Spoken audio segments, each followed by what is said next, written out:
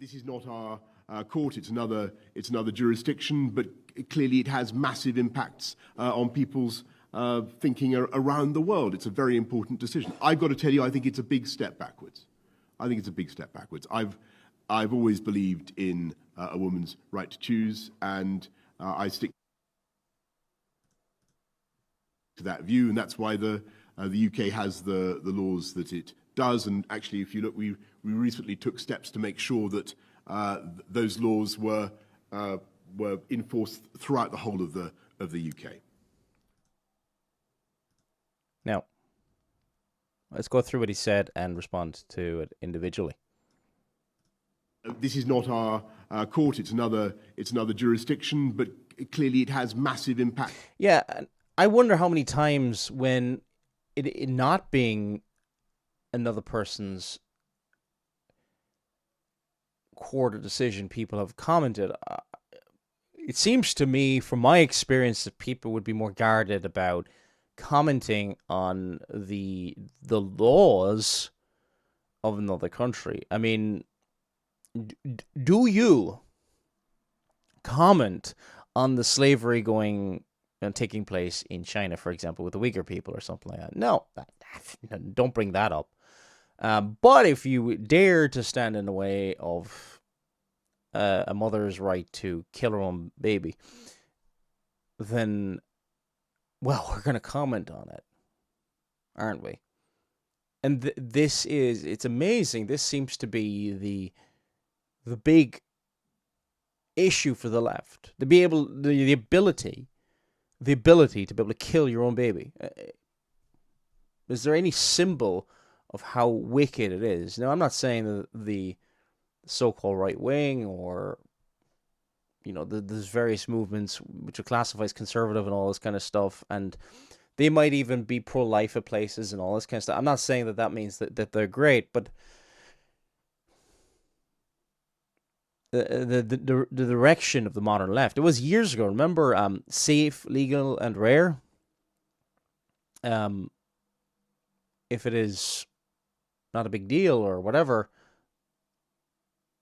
why does it have to be rare? It has to be rare because it's evil and people know it. People have a conscience.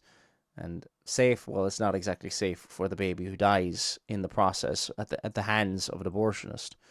So, yeah, it has massive implications around the world. And actually, one of the great things about the Roe v. Wade decision is it's got people around the world talking. Hopefully, it will reignite a conversation because the media don't want to have this conversation. The only time they want to have a conversation is when there isn't when there's any laws that will recognize that, or at least go in a direction of recognizing that the unborn child is a human being. And to kill it is wrong. On people's thinking around the world. It's a very important decision. I've got to tell you, I think it's a big step backwards. From a legal point of view, right? From a legal point of view.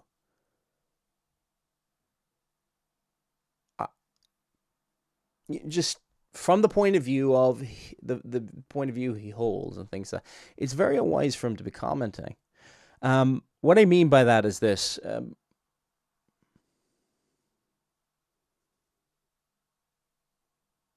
Taking away Roe v. Wade does not make abortion illegal currently in the United States. I don't know what the laws are in different states. They're all different. But what Roe v. Wade did was apparently find within the U.S. Constitution a right to abortion, which is pretty incredible. And so there's the legal and then there's the moral. Legally, really, in one way, it doesn't change much. In another way, it does. It does if something is done about it to carry on, and laws are changed on the ground, and not just laws, also attitudes and hearts and minds and things like that.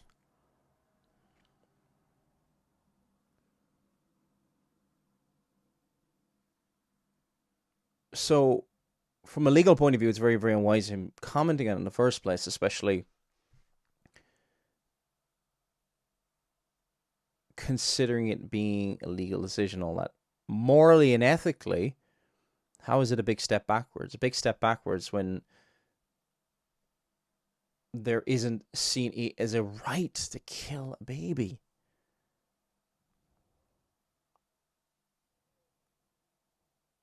As it says on the screen there, if we happen to be watching it, I've always believed in a woman's right to choose. I've always believed in a woman's right to choose.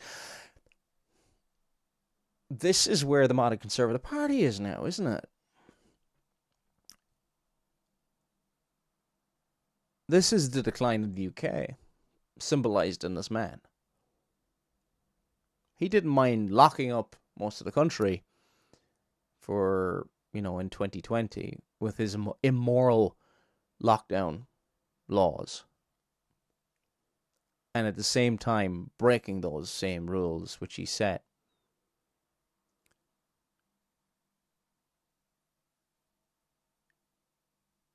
He also did things that would have caused controversy years ago. Living with his then girlfriend, was it Carrie Johnson? Well, it's Carrie Johnson as she is today. They're now married. But living out of wedlock together. And we know back in the 90s that wouldn't have been tolerated, probably. This is the moral decline of the West.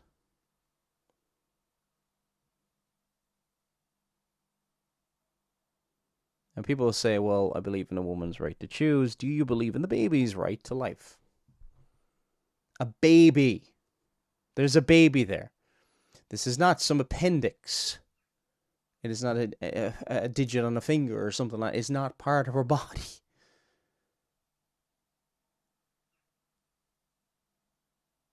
Biology shows that it's a different person with different DNA. Often somebody with a different gender.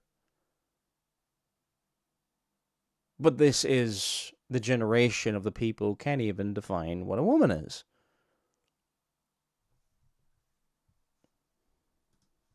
I've always believed in a woman's right to choose, and I stick to that view, and that's why the UK has the laws that it does. Yeah, exactly. It has it rammed it down upon the Northern Ireland with every opportunity it took.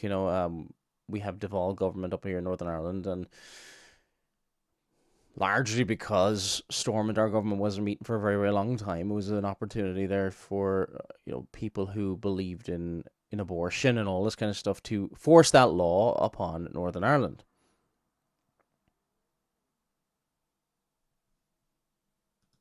And actually, if you look, we recently took steps to make sure that those laws were enforced throughout the whole of the UK. But you see how important this is. This issue is vital to many of this generation. This is the sign of freedom. You can do whatever you want, and there's no consequences. You can be as immoral as you like. It's basically the morality of sexual revolution.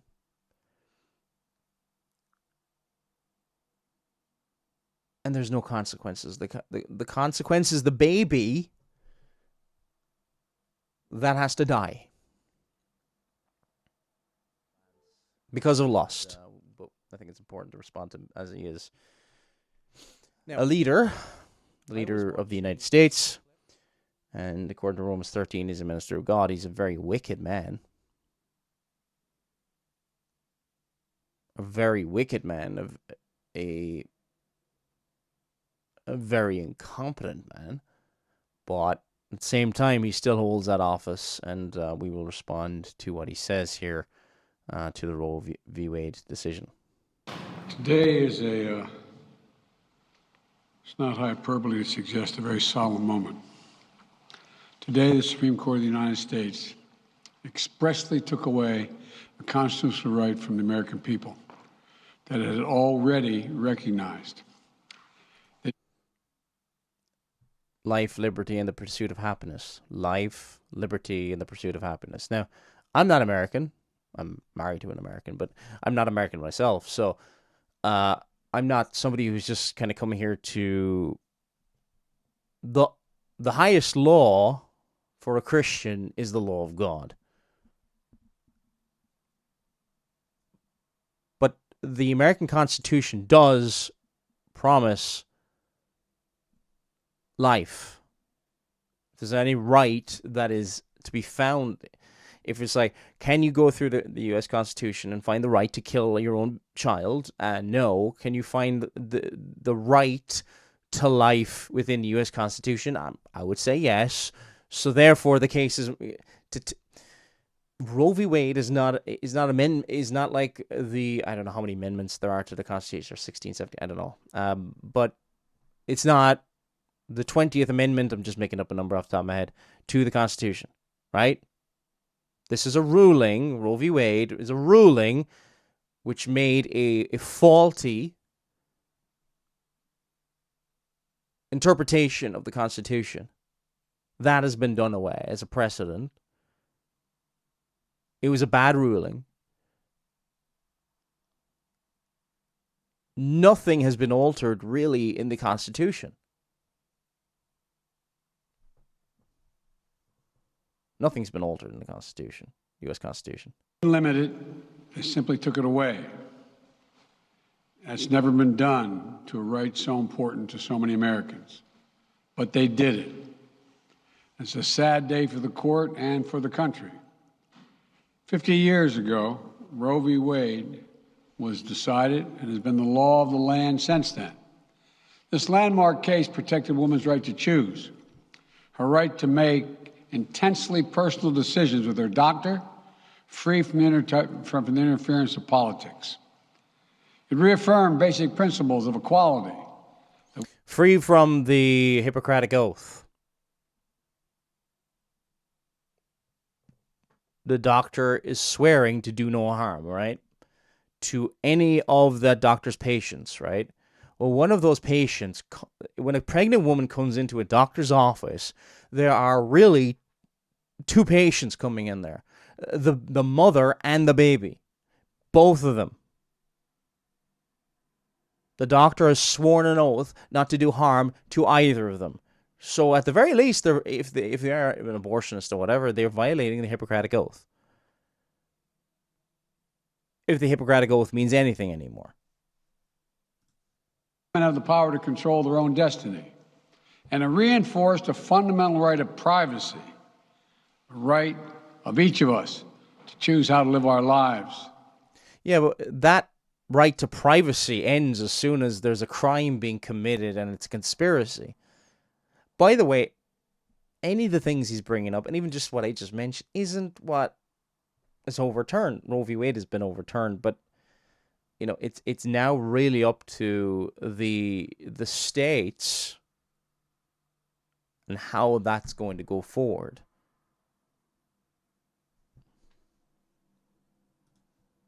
Now, with Roe gone, let's be very clear.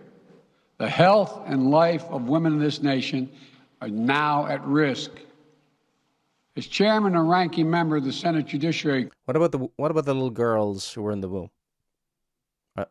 Was their life not at risk prior to Roe v. Wade being overruled? What about the number of babies who are women in the womb? How about the boys in the womb?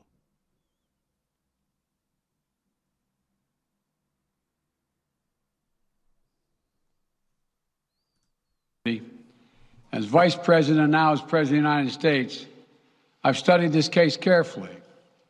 I've overseen more Supreme Court confirmations than anyone today, where this case was always discussed. I believe Roe v. Wade was the correct decision as a matter of constitutional law and application of the fundamental right to privacy and liberty in matters of family and personal autonomy. It was a decision on a complex matter that drew a careful balance between. It's astonishing after what has happened over the last 2 years, between 2000 and 2000, well, this year really, that people believe in personal autonomy. Now they believe in personal autonomy. See, it's personal autonomy to do evil acts. It's not personal autonomy really to make your own medical decisions, because many of them have demonstrated that they really don't believe in that. A woman's right to choose earlier in her pregnancy and the state's ability to regulate later in her pregnancy.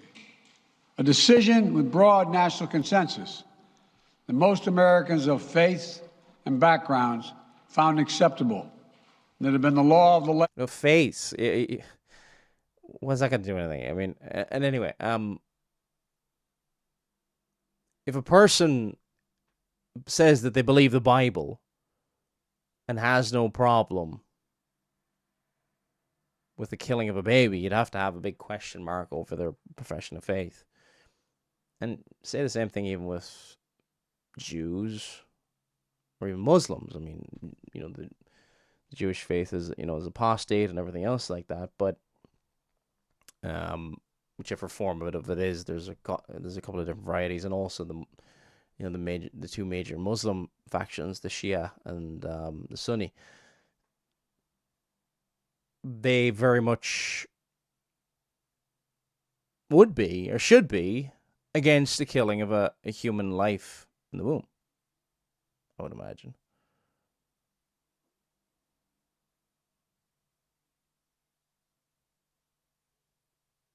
The majority supporting a position does not make it moral. It does not make it right. And for most of the lifetime of Americans today. And it was a constitutional principle upheld by justices appointed by Democrat and Republican presidents alike.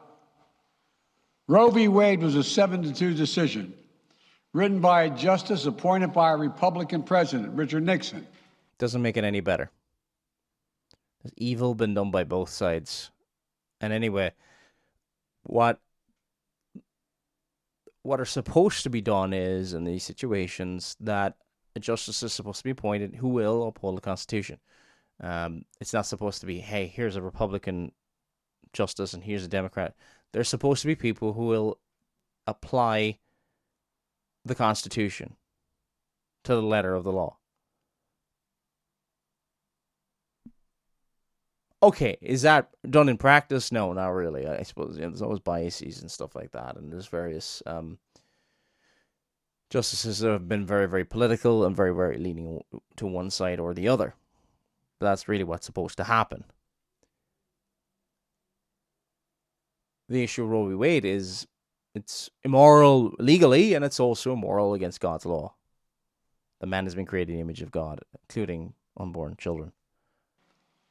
In the 5 decades that followed Roe v. Wade, justices appointed by Republican presidents from Eisenhower, Nixon, and Reagan, George W. Bush, were among the justices who voted to uphold the principles set forth in Roe v. Wade. It was 3 justices named by one president, Donald Trump, who were the core of today's decision to upend the scales of justice and eliminate a fundamental. I'm not a Donald Trump fan at all. But talk about the next campaign ad for if he runs in 2024 for Trump. It's like that would be the first clip. Promises kept. 3 justices appointed by Trump were the main. I'll take Joe Biden's word for it, and then basically he's giving credit to Trump for this, and was no fan of massive areas, but I suppose credit where credit's due, because for decades many Republican presidents didn't really do anything and just really tried to meet the Democrats half the time in the middle. That happened for Republican presidents for decades. Now, Republican politics isn't the answer, okay, but it's just interesting how that I'd be shocked if that is not part of a political campaign for Trump, or some videos like, hey, it's just basically giving him complete credit for the decision, and it's obvious. I like, from a political point of view, from a strategic point of view, I don't know why you would do that, but yeah. Right for women in this country. Make no mistake, this decision is a culmination of a deliberate effort over decades to upset the balance of our law.